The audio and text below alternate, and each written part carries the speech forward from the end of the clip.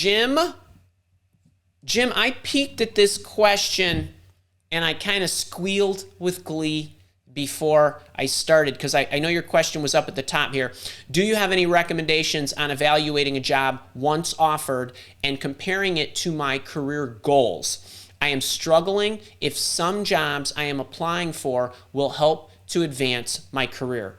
This could quite possibly be one of the best questions I've gotten in all of 2022. Jim, this is a home run question, and let me tell you why I think it's a home run question. Number one, I think you are absolutely approaching this from the right perspective, which is not an easy thing to do.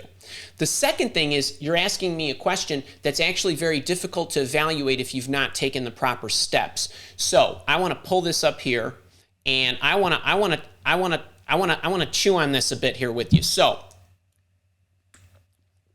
let's take it in order, and there's a number of pieces that I want to cover for you. This is really good.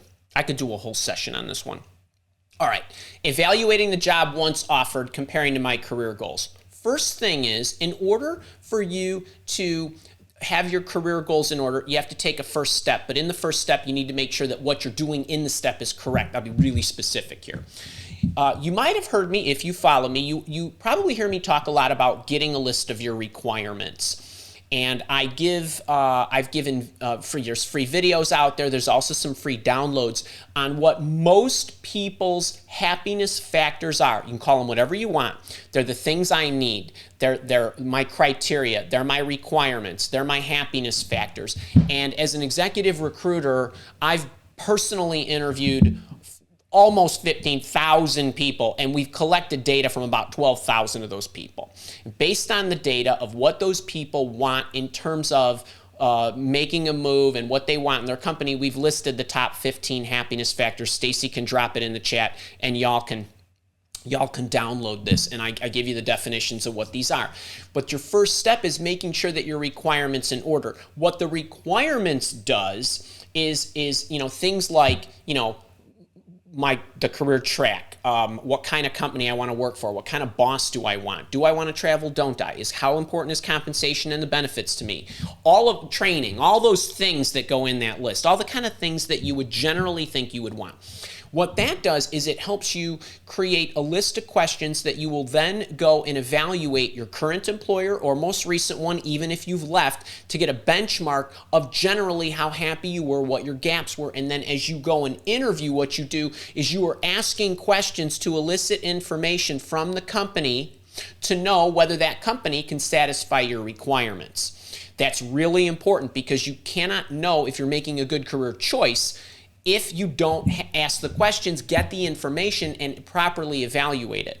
So the first thing is there is a video that I have out there. There's a couple of them that I want to point you to give you more information on that. One is how to start your job search in the right place. And the other one is how do I choose the right job? And I go into more detail on how to do this. Now, first things first, what the requirements do is it helps you elicit the right questions. Then you're going to elicit the information by asking the questions. So when people say, what questions should I ask the employer? You're asking questions about the health of the organization, financial stability, and all those other things to see if it's generally a good company. But then you're asking all your requirements-specific questions to know if it's going to match you. So you're always looking at, is it a good company? And just because it is doesn't mean it's a good role for you. Is it a good company for me? All right, that's the first thing. Except that the requirements is a snapshot in time of what I want at the moment and the foreseeable future, and it is more in alignment with the environment, the virtual environment. Not to mix up what I'm saying, virtual environment by working virtually or working remotely. I'm talking about how in alignment is this organization to the requirements that I have. That talks about your happiness at the moment and for the foreseeable future. It does not give you a clear indication of whether it's in complete alignment with your goals, which is the second part.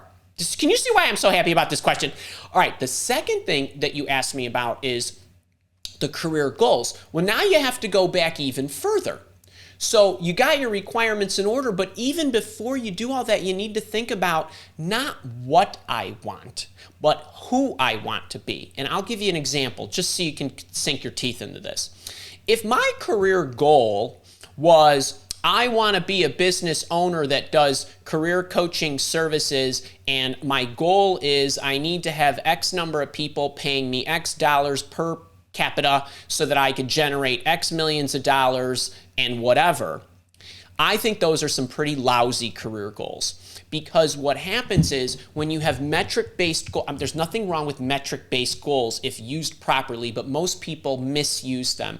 And they focus on outcome-related things that they have absolutely no absolute control over.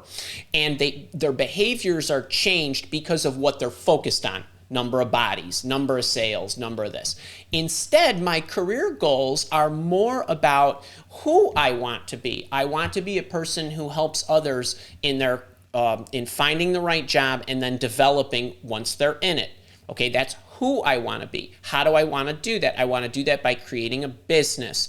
What is that business going to offer? It's going to offer the types of products, services, and solutions that help them do this way. What kind of person and coach am I going to be? I'm going to be a present-based coach. I'm going to be a coach that shows up every Thursday at 11 a.m. Central Time. I'm going to be, other coaches, they want to be speakers and just have one-to-one clients. That's fine too. That's their model. Okay, some coaches want to just put videos out and whatever. Now, it's just an example, but when you think about your career goals, I would think in terms of who I want to be. Another asset I would point you to is the video I have out on my YouTube channel about where do you see yourself in 5 years. I actually gave you the talk because I wanted you to have the answer to the stupid interview question of, Jim, where do you see yourself in 5 years? Your career goals, right? Your 5-year plan.